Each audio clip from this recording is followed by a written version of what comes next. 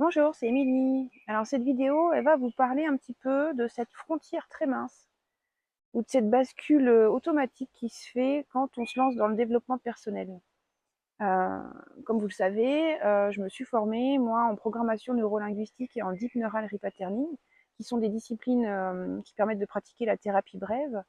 Et pendant cette formation, ces deux formations, en fait, tout ce qu'on apprend, on l'applique sur nous. C'est comme ça qu'on s'entraîne et qu'on apprend, qu'on éprouve, qu'on teste et qu'on comprend aussi comment ça fonctionne et ce que peut ressentir le client. Du coup, en se formant, on va forcément venir travailler sur nous, guérir des blessures, guérir des choses.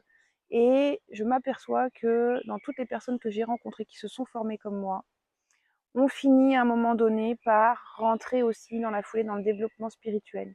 Parce que je crois qu'une fois qu'on a compris, qu'on a guéri, qu'on a dépassé les blocages, et bien en fait le cheminement qui suit, c'est vraiment la spiritualité. Alors qu'est-ce que j'entends par là? C'est pas cuicui les petits oiseaux, que Dieu bénisse tout ce qu'on voit, etc. C'est comprendre que la vie, elle a du sens. C'est surtout ça. La vie, elle a du sens.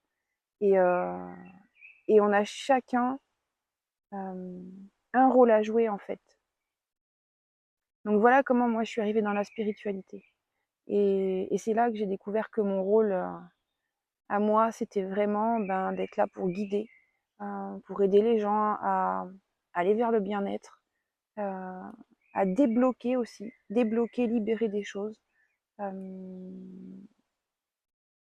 et je suis très heureuse de ce parcours. Ça a été très remuant, mais je suis vraiment très heureuse. Et pour rien au monde, je ferai marche arrière maintenant. Voilà, c'est une courte vidéo pour vous parler un petit peu de cette mince frontière entre le développement personnel et spirituel et que vous compreniez qu'en fait, à un moment donné, on finit forcément par basculer une fois qu'on a tout guéri. Je ne sais pas si c'est possible, mais une fois qu'on a vraiment bien bossé, on finit par se questionner sur qu'est-ce que je fais ici, quoi. Allez, à bientôt, prenez bien soin de vous. Ciao, ciao.